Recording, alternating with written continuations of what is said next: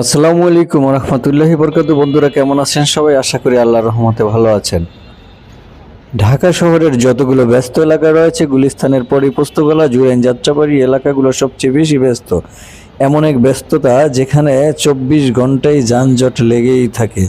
এখন সময় রাত 8টা, আমি রয়েছি ঢাকার জুরাইন এলাকায়। চারদিকে নিয়ন আলো, গাড়ির হর্ন, মানুষের অদম্য ব্যস্ততা।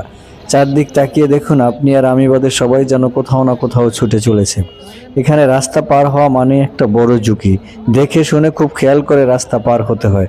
আর হাঁটার সময় পকেটের দিকেও সতর্ক থাকতে হয়। একটু অসাবধান হলেই দেখবেন আপনি আছেন কিন্তু মানিব্যাগ নেই।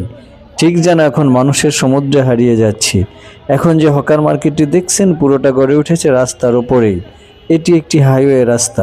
এই যে পয়েন্টটি দেখতে পাচ্ছেন, এটাই দক্ষিণাঞ্চল থেকে ঢাকায় প্রবেশের একটি গুরুত্বপূর্ণ গেটওয়ে। যদিও এটি ব্রিজের নিচে অবস্থিত, তবুও নারায়ণগঞ্জ থেকে আসা অধিকাংশ লোকাল গাড়ি ঢাকায় ঢোকে ঠিক এই রাস্তাটা দিয়েই। এর ভেতরেই চলছে হাজারো মানুষের জীবিকা, কেউ হকার, কেউ চালক, কেউ যাত্রী। কারোই থামার সুযোগ নেই। রাস্তা শুধু চলাচলের পথ নয়, অনেকের কাছে এটাই সংসারের ভাত কাপড়ের একমাত্র ভরসা। কিন্তু প্রশ্ন হলো, এই ব্যস্ততার কোনো শৃঙ্খলা আছে কি? নেই। সুনির্দিষ্ট লেন নেই, নেই কোনো ফুটপাত। পথচারী আর যানবাহন একই সাথে চলাচল করছে এবং লড়াই করছে প্রতিদিন। হাইওয়ের ওপর বসে থাকা এই হকার মার্কেট শুধু যানজটই তৈরি করছে না, প্রতিনিয়ত বাড়িয়ে দিচ্ছে দুর্ঘটনার ঝুঁকি।